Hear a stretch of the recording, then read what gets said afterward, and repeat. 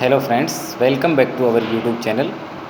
आज का एक विशेष वीडियो कंटेंट हम एक महत्वपूर्ण बिंदु पर चर्चा करने के लिए लेके आए हैं। जैसा कि सभी लोगों को पता है कि 2014-15 में भी राजस्थान के अंदर बड़े पैमाने पर स्कूल क्रमोन्नत हुए थे।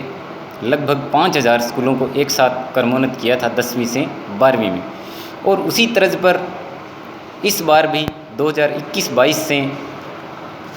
जो नया सेशन लागू हो रहा है उसके अंतर्गत 4000 से ऊपर लगभग 4200 से 4300 स्कूलों को एक बार फिर क्रमोन्नत किया गया है, यानी 10वीं से 12वीं के लिए उनको क्रमोन्नत किया गया है। क्रमोन्नति के पश्चात राजस्थान के अंदर लगभग 15000 से ऊपर सीनियर सेकेंडरी स्कूल हो जाएंगे। इनमें से सोचने का विषय ये है कि कितने विद्यालयों के अंदर साइंस और मैथ है, यानी कि साइंस और टेक्नोलॉजी जैसे विषय कितने विद्यालयों के अंदर है। तो जहाँ तक हमारी समझ है, इसमें जो 15 से 18,000 विद्यालय होंगे उनमें से 1000 विद्यालयों के अंदर भी साइंस और मैथ नहीं है, यानी 5% विद्यालयों के अंदर भी 5 से 10% विद्यालयों में भी साइंस मैथ नहीं है। तो हमारा राज्य सरकार से और शिक्षाविदों से और शिक्षा निदेशालय से ये हमारा अनुरोध है, ये हमारा एक पब्लिक संदेश है। इस संदेश के अंदर ज़्यादा से ज़्यादा लोग अपनी राय भी रखें और इसमें जो भी आवश्यक सुझाव हैं वो कमेंट बॉक्स में लिखें और इस हमारी वीडियो को आगे से आगे पहुंचाने का भी भरसक प्रयास करें ताकि हमारी बात है वो सरकार तक पहुंच सके और जो इसके लिए इन चीज़ों में बदलाव करने में सक्षम हैं वहाँ तक हमारी बात पहुँचे और हमें इसका फ़ायदा मिल सके। क्योंकि आर्ट विषय के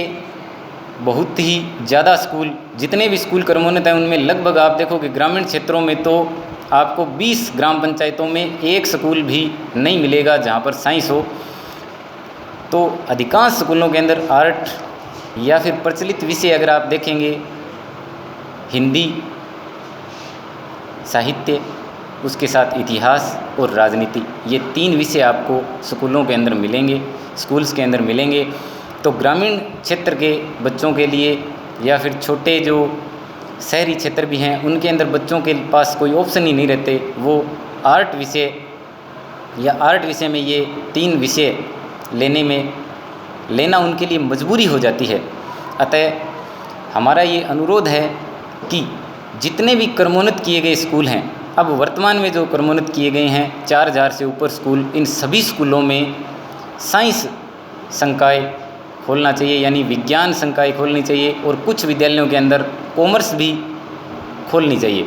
ताकि जो ऑप्शन ख़त्म हो रही हैं बच्चों के लिए, यानी आगे का जो समय आ रहा है वो साइंस एंड टेक्नोलॉजी का है, इसके अंदर बच्चे जो पिछड़ रहे हैं यानी आर्ट विषय लेना उनके लिए मजबूरी हो रही है, तो वो ना हो। बच्चों के पास दोनों ही ऑप्शन होने चाहिए। आर्ट्स के ऑप्शन उनको, अगर हम जितने अब नए विद्यालय हमने खोले हैं 4000 से ऊपर, उनके अंदर सभी में साइंस हो तो आर्ट का जो ऑप्शन है उनको पास के या तो अपने गांव में मिल जाएगा या अपने पास के गांव में मिल जाएगा, वो ऑप्शन उनको मिल जाएगा। लेकिन साइंस का ऑप्शन 20 से 30 किलोमीटर के दायरे में भी विद्यार्थियों को नहीं मिल पा रहा। अतः सभी विद्यालयों के अंदर जो जितने भी क्रमोन्नत किए हैं उनके अंदर राज्य सरकार को चाहिए कि वो साइंस संकाय, यानी उसमें रसायन विज्ञान, भौतिक विज्ञान,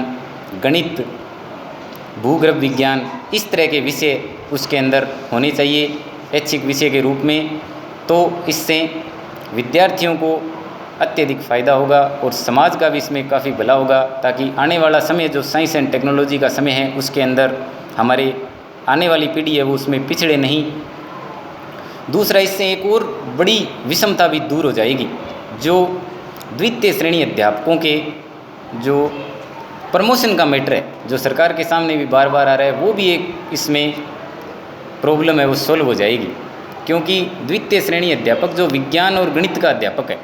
उसके प्रमोशन के आगे के सारे रास्ते बंद हो चुके हैं, क्योंकि सरकार ने समान विषय की एक जो नई बाध्यता लागू कर दी है, जो पहले नहीं थी,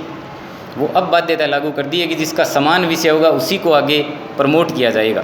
तो वो समस्या भी इसमें दूर हो जाएगी, क्योंकि अगर विद्यालय बराबर के होंगे जितने आर्ट्स के विद्यालय हैं उतने ही अगर साइंस के विद्यालय होंगे तो वो समस्या अपने आप दूर हो जाएगी और शिक्षकों को पदोन्नति के समान अवसर मिलेंगे। पहले शिक्षकों के पास एक हेडमास्टर का ऑप्शन हुआ करता था कि जो अगर अपने विषय में प्रमोशन नहीं मिल पा रहा है तो वो हेडमास्टर बन जाता था, लेकिन अब वो भी ऑप्शन द्वितीय श्रेणी अध्यापकों के सामने ख़त्म हो गया है। तो एक द्वितीय श्रेणी का शिक्षक जो वेतन के हिसाब से प्रथम श्रेणी से भी ऊपर का वेतन ले रहा है, लेकिन सरकार उसका पूर्ण फ़ायदा नहीं उठा पाती या बच्चों का उसका पूर्ण लाभ नहीं मिल पाता, वो एक द्वितीय श्रेणी अध्यापक के पद पे ही कार्य कर रहा है, जबकि उसका वेतन है वो प्रथम श्रेणी अध्यापक से भी आगे तक चला जाता है, ACP लग के या जिस भी जो सरकार की प्रक्रिया उसके हिसाब से। तो ताकि वेतन के हिसाब से शिक्षकों को पद भी आगे मिल सके और अपने ज्ञान का भी वो बच्चों को पूरा फ़ायदा दे सके, ये सार्वजनिक हित की बात है, जो एक बहुत ही महत्वपूर्ण विषय है। जहाँ हर देश आज देश विदेश के अंदर हम देखते हैं तो साइंस एंड टेक्नोलॉजी का जो क्षेत्र है वो इतना ज़्यादा प्रगति कर रहा है, उसके अंदर यदि हम स्कूलों को जैसे गांव पंचायतों से हम प्रस्ताव मांगते हैं या स्कूलों से प्रस्ताव मांग रहे हैं, तो वहाँ से अधिकांश प्रस्ताव आपके पास आर्ट विषय के या आर्ट संकाय खोलने के ही आ जाते हैं कि बच्चे कमज़ोर विद्यार्थी हैं, वो आगे साइंस नहीं ले पाएंगे। उनके दिमाग को हम पहले से ही बांध देते हैं, यानी हमने उनके माइंड को ऐसे सेट कर दिया बच्चों को कि आप साइंस ले ही नहीं सकते या साइंस में आप चलोगे नहीं। पहले से विद्यालय ही गांव के अंदर या आपकी पहुंच के अंदर आर्ट्स का है,